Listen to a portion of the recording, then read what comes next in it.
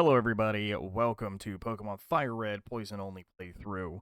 I wanted to play a Gen 1 game. I want to play one Pokemon game per generation, whether it's a remake or the original, pretty much all the way leading up into Pokemon Legends ZA coming up soon, hopefully with more megas. We're hoping for Flygon or Typhlosion, man. Really are.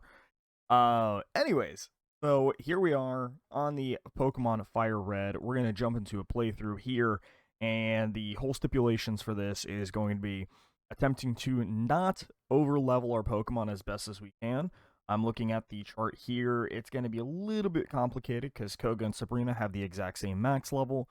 Max level difference between Misty, Lieutenant Surge, and Erica is also very, very tight.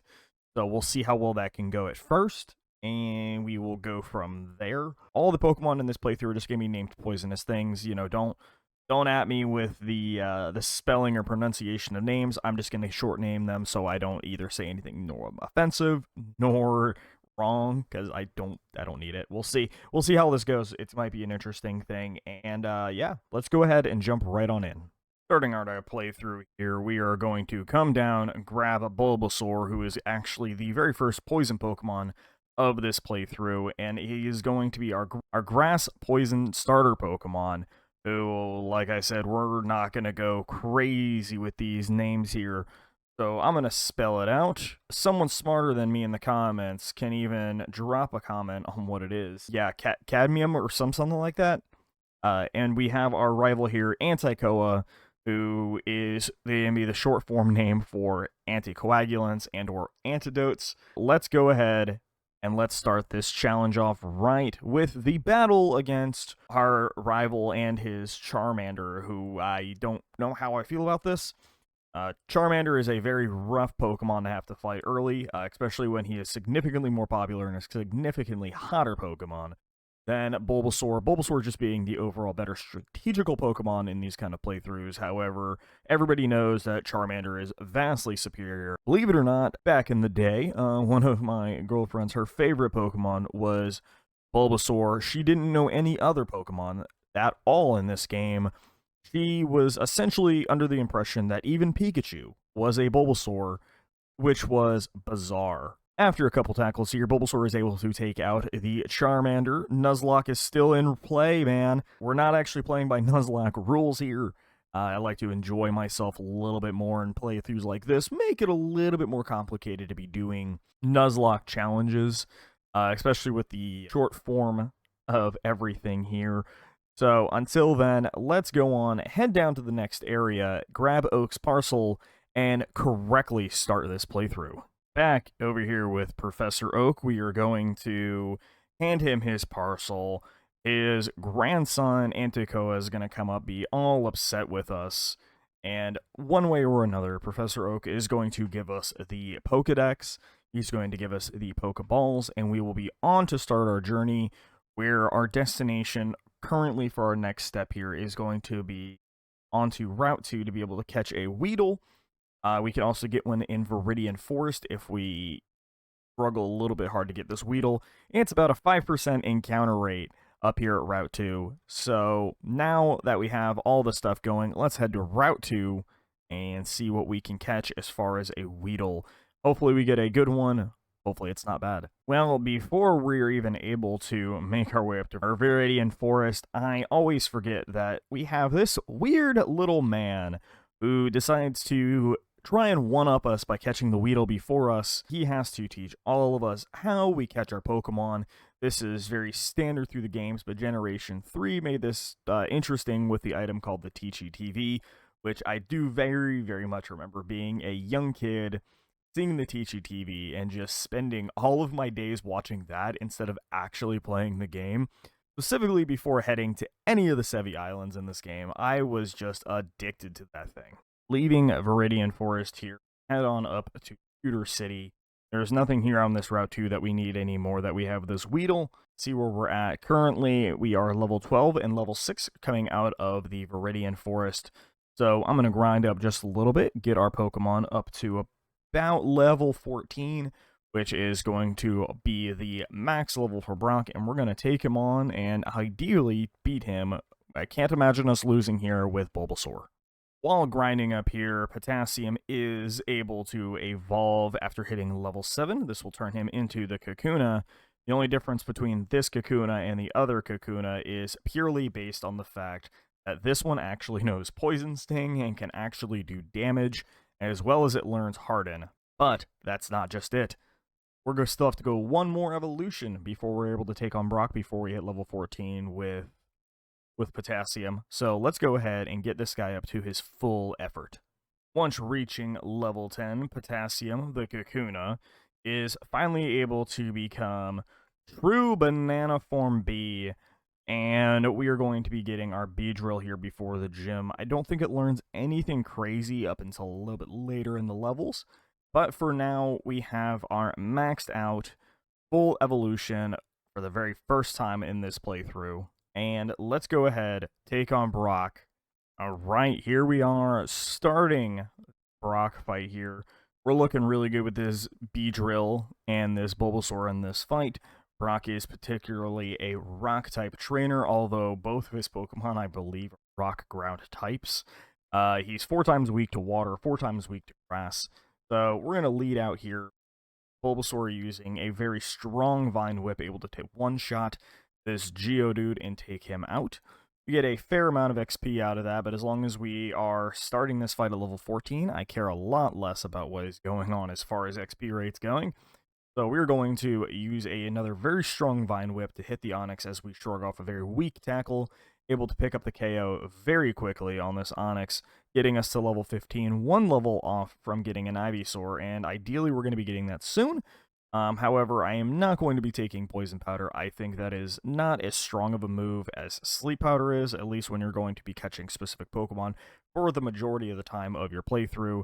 So we're going to go ahead and replace Growl with Sleep Powder because back in the day, I hated status moves. I was particularly, if it didn't do damage, it wasn't a good move. And until then, we're sticking to that motive for at least the early games of these. Brock, at the end of this, is going to end up giving us Rock Tomb, which we will end up teaching to one of our Pokemon, because it is going to be very critical that we know that move for the meantime of the early game. So, while beating one of these trainers on our way over to Mount Moon, we enter Route 3, where we'll be catching 2 new Pokemon, as well as Cadmium. I'm just going to call him Cadmium, or Cad at this point. I don't even know how to pronounce this, and we're just going to ignore it completely. So we are going to be getting our Ivysaur either way, who is going to be one of the best Pokemon as well. I mean, he's our starter. How could he be any bad or any worse than some of the other Pokemon that we're going to be getting in this playthrough, right? So over here on Route 3, we actually have one of the better encounter rates of what we're going to be trying to catch here, which is actually the male Nidoran form.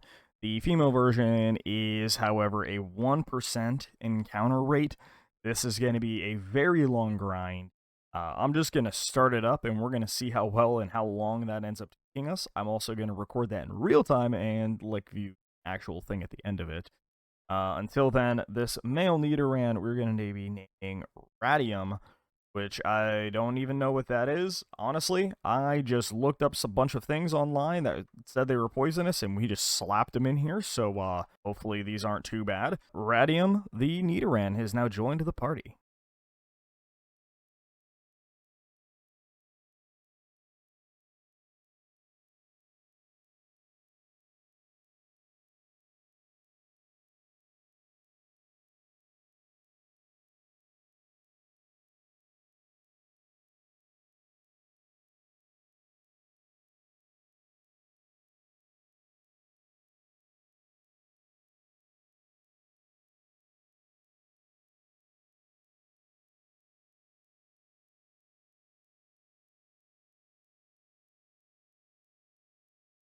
All right, that actually did not take nearly as long as I was expecting that would. Overall, that took about, I don't know, about 10, yeah, about 10 minutes.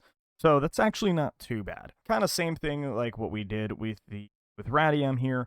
We're going to use a tackle. We're going to follow it up with a sleep powder to put Nidoran to sleep.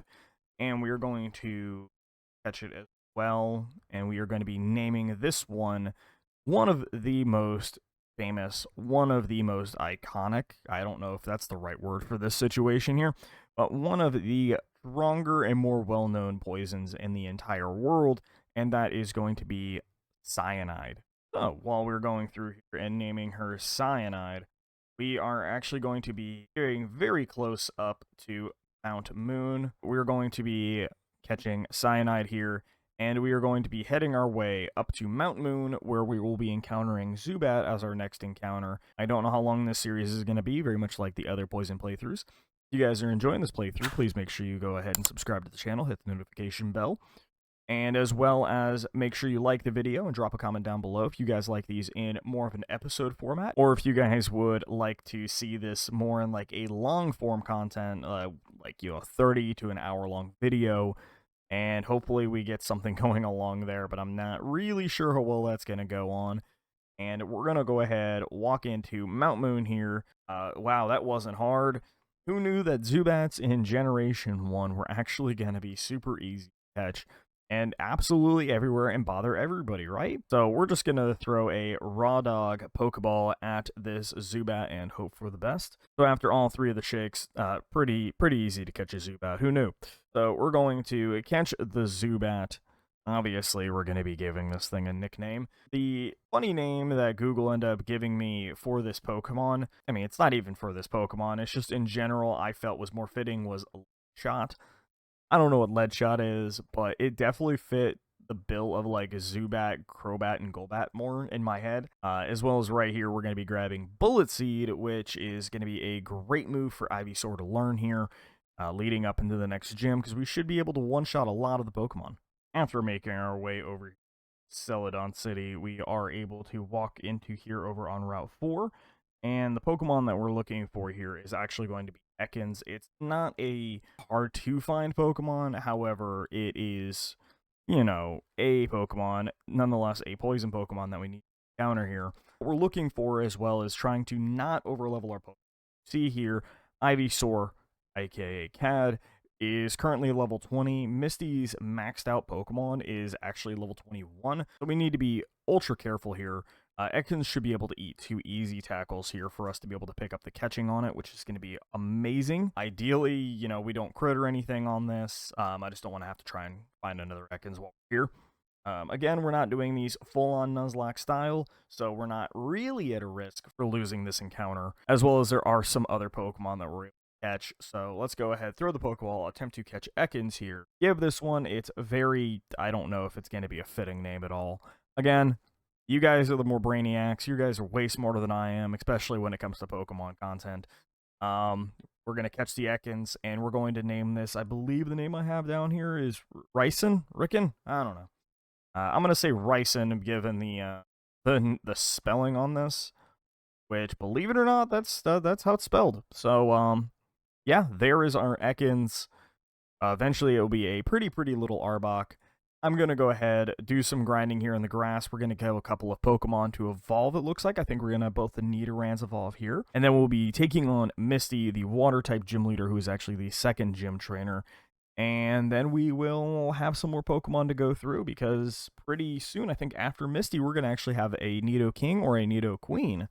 Now that we have a Moonstone that we got from Mount Moon. While grinding up here, we are able to get Radium to evolve from Nidoran into Nidorino. And again, I don't know if we're going to be having Nidorino or Nidoking or Nidoqueen. However, one way or another, we're having Cyanide evolving here into the other form, which is going to be the Nidorina. And hopefully we can end up with a very powerful squad rolling into this Misty fight. Right, walking up here to fight Misty with our full team of level 21 Pokemon. All these guys are really good Pokemon. I mean, to an extent, I even think one of these guys are going to be very instrumental in taking out the third gym leader, Lieutenant Surge, because he's got electric Pokemon. I'm sure you guys can take a look at least 2 Pokemon on this team who become ground types, who should be able to help that out, and that won't be too much of a problem. We get a very strong critical Bullet Seed on Staryu here, and we follow it up with a second one to be able to take that one out. Then she's going to be sending out her demon of a Pokemon, the Starmie. Starmie is a very interesting Pokemon. It learns a whole mess of moves like Swift here, which just does a whole lot of damage. Hits us for neutral damage.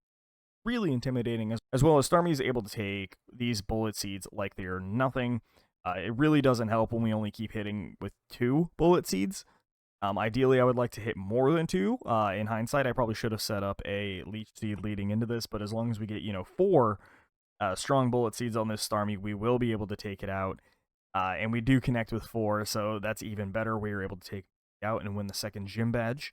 The TM that Misty's going to give us is actually going to be Water Pulse, which is actually really funny because of how that move works. There's actually a Pokemon on our team who can learn Water Pulse. Can you guys spot it? Can you spot it? I'll give you a hint. The color matches the type. So grabbing Water Pulse here, if you guessed that Nidorina can learn Water Pulse, you would be correct. I honestly don't even understand how this works, but I do know that Nidorina typically is a little bit more defensive and learns a little bit more special attack-based moves.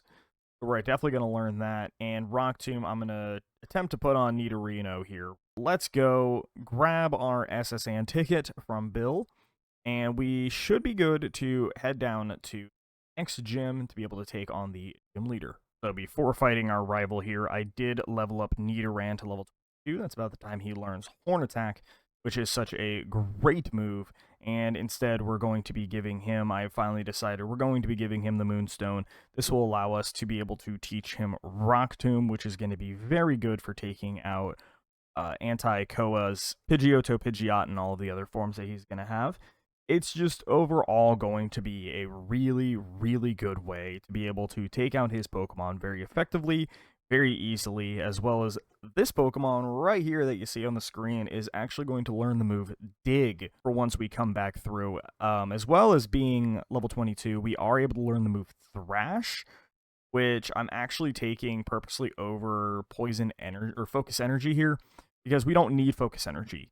Nidoking is an absolute beast. He knows so much damage. He is a very, very strong Pokemon who's able to do a ton of damage and really shouldn't give us too many problems throughout the later parts of the game. That is where I'm going to leave the episode here, guys. We are going to be taking on our rival, Bill, and we're going to be starting the next 2 or 3 gyms, hopefully, in the next episode. Until then, I'll see you guys in the next time. However, before we end this here, I'm going to give you guys a question for the day. What was your very first Pokemon game you ever started playing? Mine was Pokemon Crystal. I absolutely love Gen 2. I absolutely love Cyndaquil. One of my favorite Pokemons. You can't convince me otherwise. Make sure you guys hit the subscribe button. Make sure you ring the bell for notifications. Make sure you like the video down below if you want to see some of this, as well as also in your comment, I want you to let me know, do you guys want long form? You want short form? I think roughly this one's going to end up at like 25 minutes. Give or take with some editing that I'm going to be doing throughout this. Let me know if you like these like 10 minutes, like 30 minutes, 45 minutes to an hour. Maybe you just want the entire playthrough in one. Let me know, and I will be more than happy to do whichever kind of content you guys would like. So until then, I will see you guys in the next video.